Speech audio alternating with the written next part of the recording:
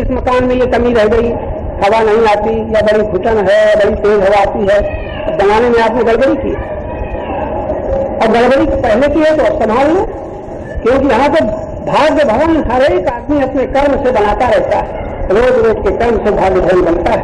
लेकिन हम लोग सावधान नहीं है, हमारे भाग्य किसी दूसरे ने नहीं बनाया। मानव अपना भाग्य विधाता,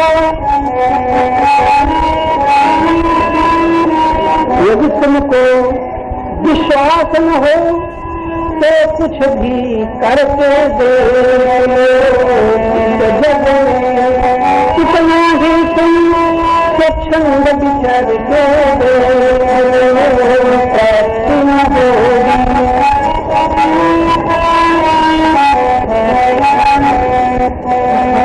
अंतिम बात फिर होश में आकर के सुन लेना।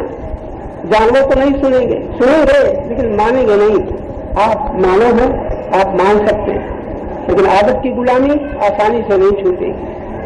बहुत दृढ़ संकल्प करोगे तब शक्ति का सही उपयोग कर पाओगे। जिसको तुमने अपना माना, मानते हो लेकिन याद रखना निश्चित है जिसका छुट जाना निश्चित है, निश्चित है जिसका छुट जाना, व्यर्थ न उससे मोह बढ़ाना, मोह बढ़ाना। तन में रहते हुए पथिक तुम मन से मर के देख लो, इस जग में कितना ही तुम स्वच्छंद विचार के स्वप्न न होगी, फिर भी कौतुक इधर उधर के देख लो। कितना जीवन देखते ही बीता, ऐसा नहीं कि हम खाली बैठे, जितनी आयु बीती हम देखते चले आ रहे हैं।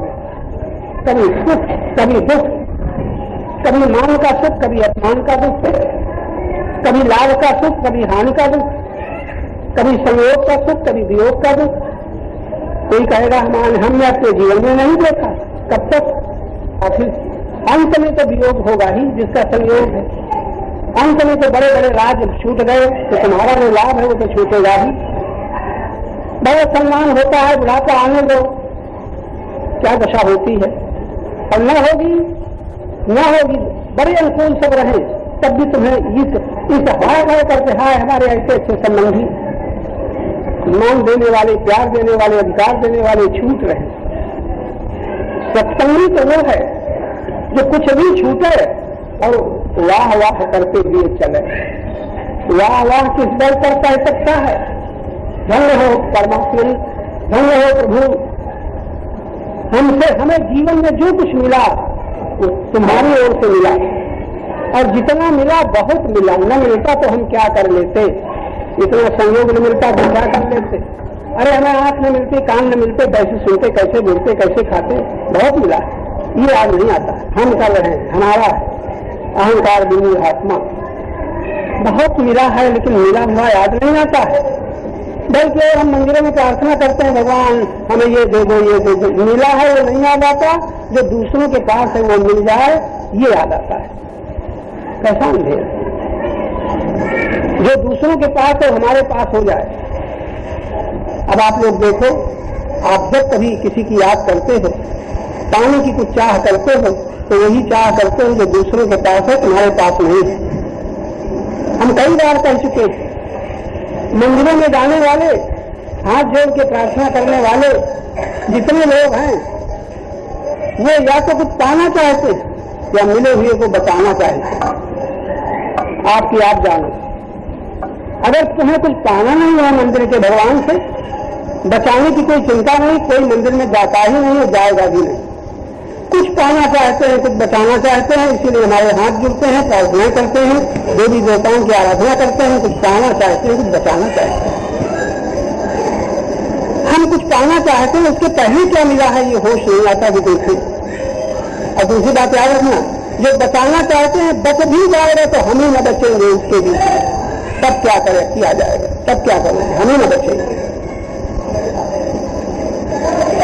इसलिए हम लोग ऐसा संकल्प करें, भगवान कहते हैं शुभ संकल्प करो। अगर हम संकल्प करें जैसा कि आप सुनते हो तो कोई कठिन बात नहीं है। आप दृढ़ निश्चय कर लो। पहली बात क्या सुनी, जिससे हमारी प्रीति है, जिसे हम चाहते हैं, उससे पूछना चाहेंगे और देना शुरू कर दो। महाराज कैसा धर्म में जीवन होगा, चाहने वालों को प्यार दे दो, मान दे दो, अधिकार दे दो। जितना तुम दोगे उतना ही तुम मुक्त होते जाओगे, और जितना बचाओगे उतना ही बंधन में पड़े रहोगे। मेरा फिर सोच लेना, तुमने कहीं दान दिया, जितना दिया उसका लोभ छूट गया कि रह गया, और जितना बचा है उसका लोभ छूटा कि बना है? अच्छा, वो लोभ तो बना है और तुमने दिया नहीं। एक दिन उससे तुमसे छूट जाएगा कि नहीं, और लोभ न छूटेगा। इसका मतलब ये नहीं कि आप सब कुछ किसी को दे डालें, यह थोड़ा लगाना। फिर भी सोचना पड़ेगा, अपनी रामायण से भगवान का समझ करके हम जिए, बड़ी आराम से जिए, उसका सही उपयोग करें। तो जैसे जैसे धर्म में जीवन होगा, धर्म में चिल्लाते हैं लेकिन धर्म का हमें पता भी नहीं। धर्म में जीवन होगा तो ऐसे हमारी अशांति, दुख और भय ये मिटते चले जाएंगे। ये कई बार कहा जा चुका है कि यदि हम किसी से कुछ नहीं चाहते हैं तो हमें संसार में कोई दुख दे नहीं सकता। बड़ी छोटी सी बात। अब आप भगवान से भी कुछ चाहते हैं तो भी आप भगवान से चाह की पूर्ति के बाद दुख से न बच पाओगे, क्योंकि चाह की पूर्ति में जो कुछ मिलेगा वो रहेगा नहीं, तब क्या करोगे? तो बड़ा छोटा सा विचारणीय वाक्य है कि ऐसा क्या जीवन हो सकता है कि हम किसी से पूछना चाहें? तो माताएं कहेंगी बड़ा कठिन है। अरे भाई, घर में रहना है, हम साड़ी के लिए कहते हैं, हम जो कुछ आभूषण के लिए कहते हैं, कुछ सामान के लिए कहते हैं, और तुम कहते कुछ न कहो, कैसे घर का काम चलेगा? ऐसे तर्क लोग कर सकते हैं, लेकिन सब पूछो तो तुम अपने लिए कुछ न चाहो, ये हो सकता है। प्रश्न करोगे तब तक विस्तार पूर्वक उसका उत्तर होगा। तो अपने लिए कुछ न चाहो, ये हो सकता है। जिसे चाहो उससे कुछ न चाहो, और ये तभी होगा जब आप सत्संग में आकर के इतना जान लेंगे। क्या जान लेंगे? यहाँ जो कुछ दिखता है वो सत्य नहीं, जो कुछ मिला है वो सत्य नहीं। अब ये निर्णय नहीं हो पाता कि जो कुछ मिला है वो सत्य नहीं।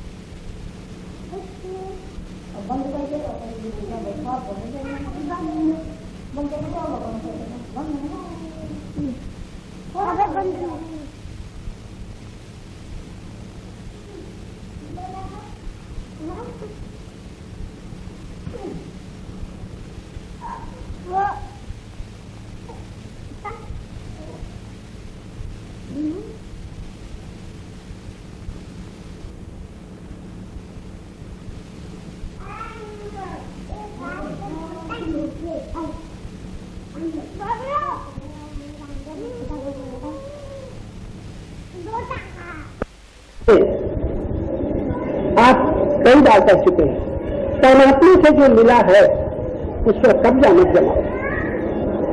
जो मिला है उसको छोड़ो भी नहीं, लेकिन देखते रहो, पता नहीं कब छूट जाएगा। बस एक ये शब्द, देखते रहो कब छूट जाएगा। जितने संयोग आपके पति पत्नी, माता पिता, पुत्र, भाई बहन किसी समय छूट सकते हैं, और बचपन से आज तक किसी का बहुत कुछ छूट भी गया है। छूट गया है कि नहीं? और छूटते हुए आपने देखा है कि नहीं? भीतर भीतर जो कुछ छूट जाएगा उसे मिला हुआ जानो, अपना न मानो। एक तो ये बड़ा सहायक है। अगर ऐसी आदत पड़ जाए तो आप शोक से, दुख से, भय से, चिंता से बच जाएंगे, नहीं तो आपको दुखी होना पड़ेगा। दूसरे जब सेवा करें उसके बदले में कुछ न चाहें, और बदला में क्या चाहते हैं? कभी धन चाहते हैं, कभी सामान चाहते हैं, कभी इच्छा की पूर्ति चाहते हैं, कभी मान चाहते हैं, कभी नाम चाहते हैं। इतना न चाहें तो काम बन जाए। ये कैसे वो चाहेंगे? ये तभी हो सकता है जो हम विचार करें। भगवान महर्षि वशिष्ठ जी ने भगवान राम को बड़ी सुंदर बात बताई। सारा संसार लाभ के पीछे दीवाना है। वशिष्ठ जी भगवान राम से कहते हैं तुम लाभ चाहते हो, तुम परम लाभ की बात बताते हैं। परम लाभ क्या बताया? परम शब्द का प्रयोग जहां किया जाता है वहां किया जाता है जिसके आगे कुछ नहीं है। परम जैसे परमात्मा, परमानंद, जिसके आगे कुछ न हो उसको परम कहते हैं। तो कितना सुंदर होता। अपने जीवन में के उत्थान के लिए, कल्याण के लिए यदि आपको याद रह जाए तो इतना ही करो। कितना? सबसे पहले तो अपनी इच्छाएं कम करो। और ये तभी हो सकता है जब आपकी प्रीत किसी से हो जाए। प्रीति जब वस्तु से होती है, ऐसा कोई नहीं जो किसी कुछ चाहता न हो। प्रीति जब पदार्थों से, वस्तु से होती है तो जितने घरों में झगड़े हैं वो वस्तु के पीछे होते हैं।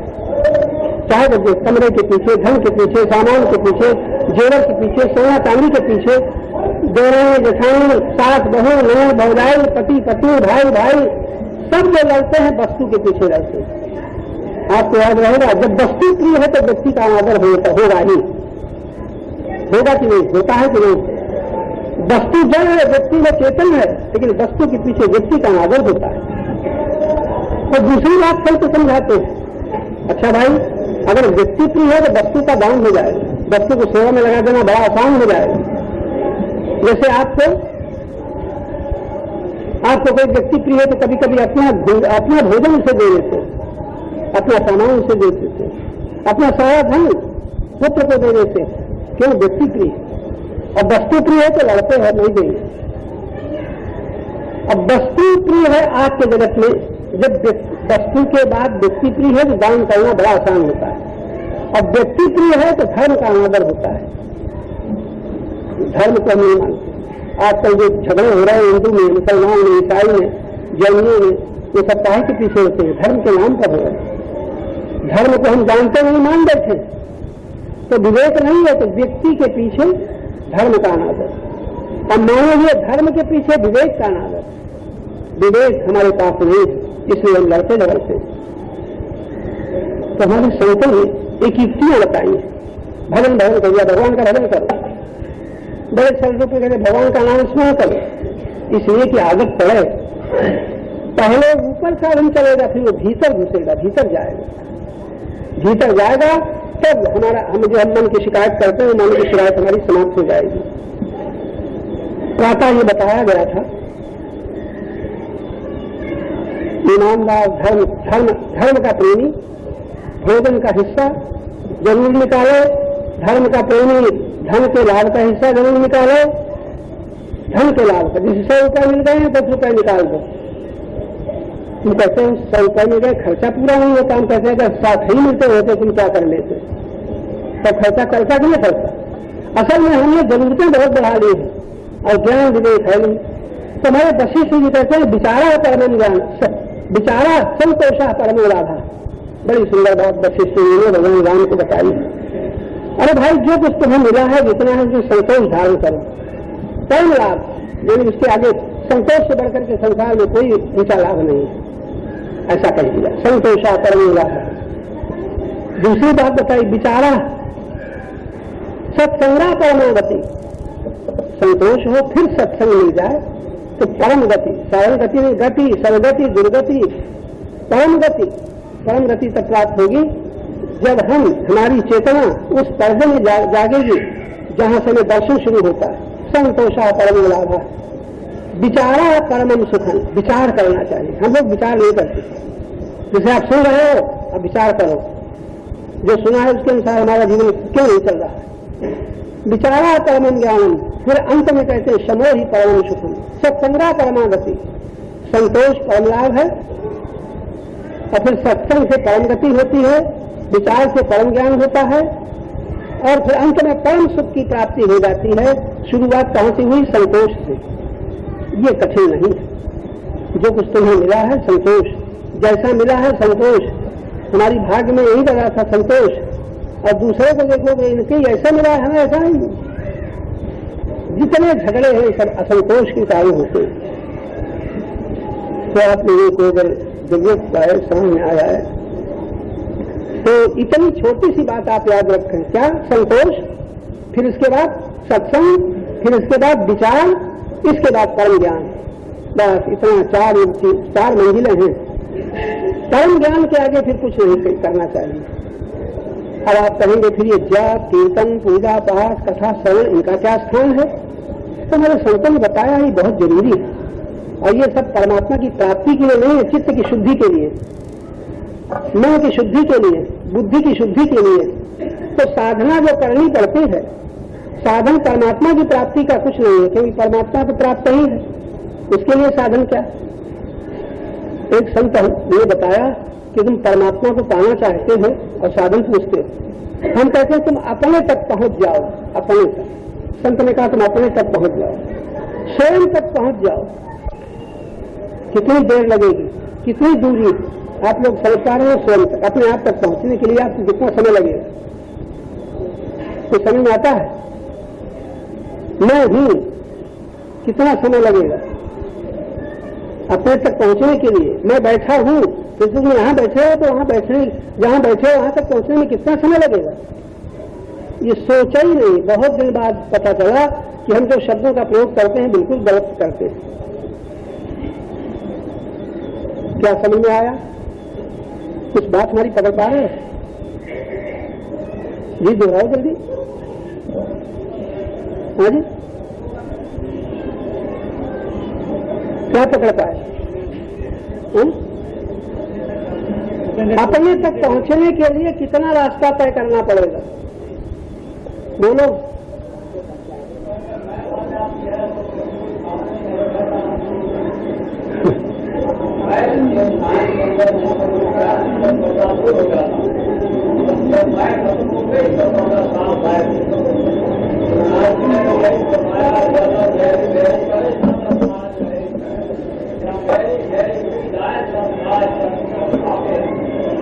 अपने तक पहुंचने के लिए कितनी दूरी तय करनी पड़ेगी? हम अगर पहुंचे अपने तक कितना समय लगेगा? और जब अपने तक पहुंचने में समय की या दूरी की कोई प्रश्न ही नहीं उठता, तो परमात्मा तुमसे अधिक निकट है कि तुमसे ज्यादा दूर है? यदि हम शब्द कहते हैं तो हमारे बाद परमात्मा है कि हमसे पहले परमात्मा है? हमसे पहले यही मौजूद ही है, उसमें हमने कहा। अब बताओ, अपने तक पहुंचने के लिए जब कोई दूरी नहीं तय करनी पड़ी है, तो परमात्मा तक पहुंचने के लिए कितनी यात्रा करनी पड़ेगी? लोग पूछते हैं कोई मार्ग बताओ, कोई साधन बताओ भगवत प्राप्ति का। सब ऐसे प्रश्न चलते रहते हैं, लोग बता देते हैं भजन करो, कीर्तन करो, पाठ करो, भागवत कथा सुनो, तीर्थ में जाओ, जाने क्या क्या साधन बता देते हैं हमारी बुद्धि की जड़ता के अनुसार। तो ये कई बार आपको बताया जा चुका है, खूब सावधान रहो। इसलिए प्रातः जो बताया गया था, एक साधन बताया गया था, जहां चाहो तहां शांत हो जाओ। और एक सबसे बड़ा प्रश्न है, तुम परमात्मा को न खोजो, तुम अपने को खोज लो। देह में हम कहाँ हैं? अगर मन का पता चलता है तो मन में हम कहाँ हैं? बुद्धि को जानते हो तो बुद्धि में हम कहाँ हैं? आकार लेते हो तो देह का आकार है, तुम्हारा आकार नहीं है। गुण धर्म लेते हो तो मन के धर्म है अलग हैं, बुद्धि के अलग हैं। तुम अपने को तो अभी खोज ही नहीं पाए, अपने विषय में प्रश्न कर ही नहीं पाए। जो अपने तक नहीं पहुंच पाता वो परमात्मा के विषय में क्या बात करेगा? और एक बात संत और कहते हैं, जो अपने साथ नहीं रह पाता, बड़ी सूक्ष्म बात है। आप कभी अपने साथ रहते हो कि देह के साथ रहते हो? मन के साथ रहते हो, देह के साथ रहते हो, बुद्धि के साथ रहते हो, अपने साथ? अच्छा, तुम हरदम मौजूद हो कि कहीं आना जाना होता है? जो निरंतर मौजूद है वहां अपने साथ हम नहीं रह पाते, क्योंकि हम किसी न किसी के साथ रहते, आदत पड़ी हुई। उम्र बीत गई देह के साथ, मन के साथ, बुद्धि के साथ, फिर इसके बाद बाहर निकले परिवार के साथ, माता पिता पति पत्नी के साथ ही साथ चल रहा है। अपने पास अपने साथ अकेले जब हो जाते हो तो मुझे उबता है कि नहीं? बड़ा छोटा सा तर्क है। अपने जब तुम अकेले होते हो तो मन उबता है कि नहीं? थक जाते हो तब तो कहते हो भाई अकेले बैठेंगे, और उस अकेले में मन होता है कहाँ चलें, किसके यहाँ चलें? छुट्टी का दिन कभी काटे नहीं करते, रविवार का दिन कहाँ जाएं, तो लोग पिकनिक कहाँ कहाँ क्या क्या उपद्रव करते हैं। यानी अपने साथ थोड़ी कुछ देर अपने साथ रहने के लिए, जबकि हरदम हम मौजूद हैं। तो एक संत कह रहे थे कि जो अपने साथ नहीं रह सकता और जब दूसरे के यहाँ जाता है तो उसके साथ क्या रह सकेगा। और दूसरी बात कह रहे थे जो अपने ही साथ नहीं रह सकता और तुम जिसके पास आ जाते हो वो उसको जरा देखना वो किसका साथ कर रहा है, अपना कि दूसरे का। जिसको देखो सब दूसरे का साथ कर रहे हैं, देह का साथ, परिवार का साथ, धन का साथ, अधिकार का साथ। तो बड़ा सुंदर ये तर्कपूर्वक उत्तर है कि जो अपने साथ नहीं ठहर सकता वो दूसरे के साथ क्या ठहरेगा। मतलब वहीं बैठ जाओ, तुम बीच में बाधा डालते हो। सोच लो भाई, अगर आप ये सोच करके संकल्प कर लो कितना अच्छा, लेकिन संकल्प वही करेगा जो आत्म कल्याण परमार्थ प्रेमी होगा। हमें धन प्यारा है, तन प्यारा है, परिवार प्यारा है, जाने क्या क्या प्रिय है, पदार्थ प्यारे हैं। तो हमारे संत का जो पदार्थों को चाहता है वो परमात्मा को याद रहेगा। आप परमात्मा को हम चाहते हैं कि पदार्थ को चाहते हैं। तुम चाहे जितना भजन की बातें सुनो, पूजन की बातें सुनो, शास्त्र पढ़ लो, वेद रख लो, जो पदार्थों को चाहता है वो परमात्मा से विमुख रहेगा, दूर नहीं, विमुख रहेगा, उल्टा चलेगा। आज हम उल्टा चल रहे हैं, इसीलिए हम दुखी हो रहे हैं। परमात्मा हमें दुख नहीं देता, हमारा उल्टा चलना दुख देता है, विमुख होना दुख देता है। तो बड़ी बड़ी सुंदर बातें अगर आप लोग समझ लें। मन में संकल्प उठता है, जितने हम हमारे संकल्प उठते हैं लालच बढ़ सकते हैं। आप तीर्थ करना चाहते हैं, लोभ है कि नहीं? आप सत्संग में आए हैं, यहाँ तो लोभ नहीं है कोई, यहाँ तो आपको कोई लोभ नहीं है, नहीं है, ये कहते नहीं। कुछ चाहते हो तो लोभ है और कुछ नहीं चाहते हो, जो नहीं चाहते हो तो लोभ नहीं है। और कुछ चाहते हो सुख के लिए चाहते हो, दुख के लिए भी कुछ चाहते नहीं। आज तक आपने जो कुछ चाहा सुख के लिए चाहा, और सुख के लिए चाहने के बाद आप अनेकों बार दुखी हो चुके। तो दुख तो आपने चाहा नहीं, फिर दुख आया क्यों? क्या उत्तर है आपके पास? आपने दुख चाहा नहीं और दुख के लिए कुछ किया नहीं, तो दुख आया क्यों? और हमारे संत ये भी सावधान करते हैं कि जो चाहते हुए चला जाता है उसका नाम सुख है, और न चाहते हुए आ जाता है उसका नाम दुख है। ना कोशिश करो, ना आवे दुख आ ही जाएगा, और चला बना ही रहे सुख चला ही जाएगा। अच्छा, आपसे आज से आप लोगों की नीयत बदलेगी क्यों? सुन लिया, समझ में आ गया, सुख चला जाएगा कि रहेगा? और आप क्या चाहोगे? सुख बना रहे कि चला जाए? हैं? कोई कोई तैयार है चला जाए कोई कोई हिम्मत कर रहे, अच्छा है, बहुत बढ़िया है। जितना हमारा दर्शन होता चला जाता है, हमारी आंख जितनी दूर देख पाती है, आंख कितनी दूर तक, उसके आगे भी है, लेकिन थोड़ी थोड़ी दूर तक आंख हमारी देख पाती है। जैसे आंख कुछ दूर तक देख पाती है, तैसे हमारी बुद्धि भी देखती, पता नहीं बुद्धि कहाँ तक देख पाती। भौतिक विज्ञान कहाँ तक देख पाए? आंख नहीं देख पाए, लेकिन भौतिक विज्ञानी कहाँ तक देख सका?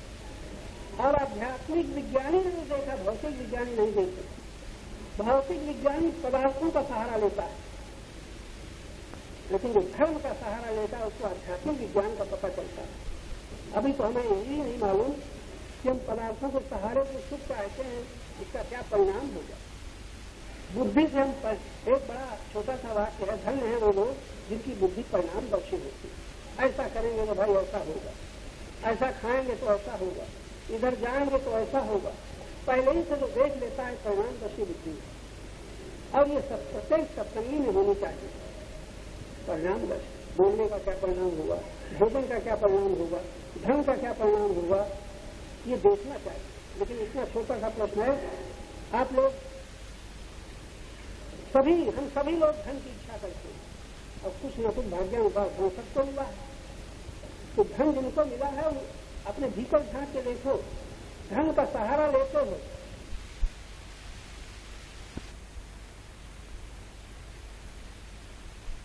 पहुंचोगे धन के सहारे, दुख में भी आएंगे, दुख में छुट जाएगा, छिड़ जाएगा। तो भाई ये आपको केवल यहाँ आने के नाते सावधान किया जा रहा है। किसी तरह अपने जीवन का अध्ययन करो। पुस्तकों का अध्ययन तो कर चुके हो, रामायण का अध्ययन, गीता का अध्ययन, अपने जीवन का अध्ययन करो। एक ही प्रश्न है, हम दुखी क्यों होते हैं? और एक ही प्रश्न, हम सुखी क्यों होते? एक बात बड़ी अच्छी कहने को रह गई है, जो दुख से बचना चाहता है उसको सोचना पड़ेगा हम दुखी क्यों दुखी हो रहे हैं। लेकिन इससे पहले ये बहुत जरूरी है और बच भी जाएगा। जो ये पूछेगा हम सुखी क्यों हो रहे हैं, कभी आपने न पूछा होगा कि सुखी क्यों हो रहे हैं।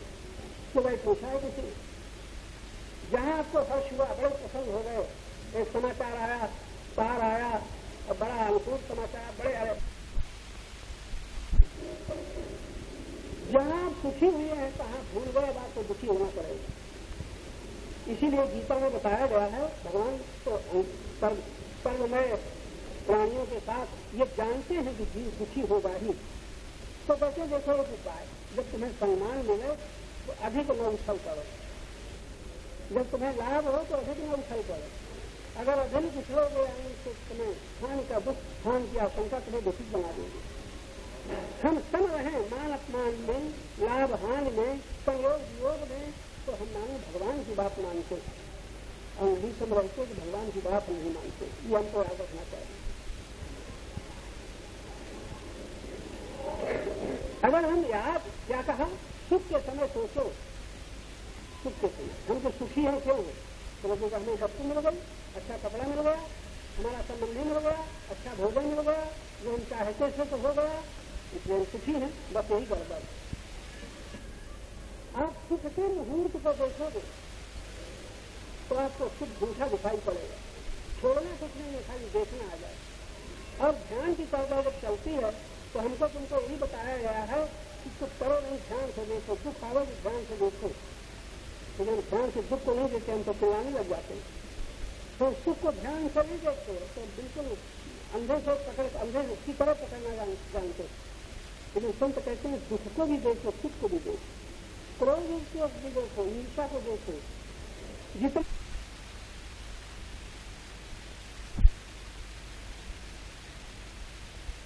जो कुछ देखते हैं हमसे अलग है, और हम ये तो जड़ के साथ हम चेतन का अनुभव कर सके जब देखना शुरू करोगे। ध्यान में देखना आ जाए, उसी का नाम ध्यान है। बड़े संक्षेप में आपने सुना, अब इसको पचाओ, अपने अपने घरों में मनो कर सको। बहुत सावधान रहे कि हमारे द्वारा कहीं वाणी से, तन से, मन से ऐसा कुछ होगा जो नहीं होना चाहिए। बस इतना आपको करना है। अब बताइए आपको क्या पूछना है?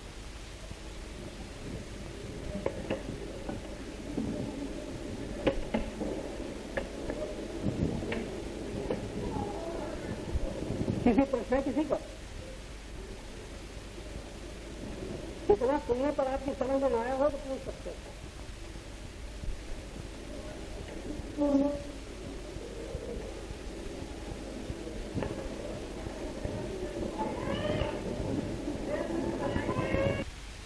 खुशी होते हैं कि आपने कुछ माना है, इसलिए खुशी होती है। माना किसी के आने से तो आपको सुख होता है कि पहले से आपने कुछ मान लिया।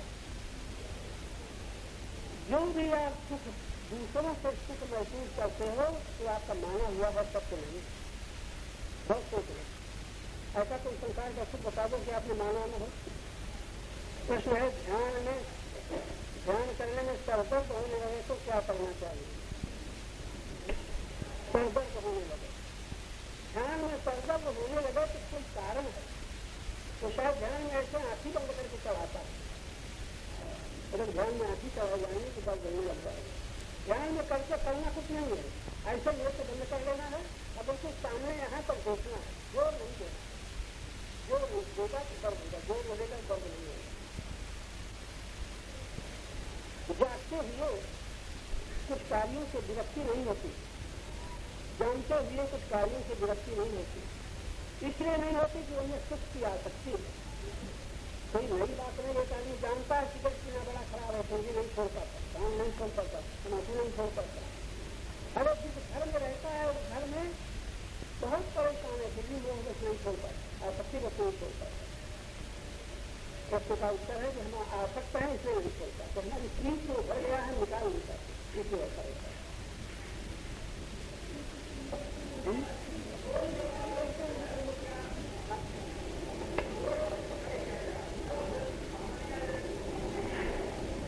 क्या करती है संतोष और आलस्य, बड़ी विचित्र बात। संतोष हमें करना है इसलिए सोच करके कि हमें जो मिला है बहुत है, अच्छा फिर क्या करना है, फिर हमें करना है पाने के लिए प्रयत्न नहीं करना है, रक्षा के लिए प्रयत्न नहीं करना है, हमसे पाप न बने पूर्ण बनते रहे इसका प्रयत्न करना है। अब हमें सेवा लेना नहीं है, हमें सेवा बनती रहे इसका प्रयत्न करना है। हमें जो कुछ मिला है बहुत है, ये संतोष। अब बहुत है तो क्या करें, जोड़े बैठेंगे, क्या करें, उसको बनाए रहें तो बना रहेगा। अच्छा हम उसके बीच में बने रहेंगे, वो लोग बने रहेंगे। और यहाँ आज तो संतोष को अच्छा हम अभी कुछ नहीं पाएंगे, कुछ नहीं पाएंगे। आप लोग कहोगे भगवान की दया से हमें बहुत मिला तो है, लेकिन भीतर झांक के देखो उस मिले हुए की रक्षा की चिंता है कि नहीं। और मिल जाएगा तो क्या आप छोड़ दोगे, तो संतोष नहीं। संतोष का मतलब है कि हम अधिक कुछ नहीं चाहते, और जब संतोष होगा तो उसकी बुद्धि इतनी शुद्ध होती चली जाएगी कि सोचेगा कि कुछ नहीं चाहते, लेकिन छोड़ के जाना है तो क्या करेगा, तो सत्योग करेगा। एकदम तो लिखते हैं बहुत मजबूत घर है, बहुत मजबूत घर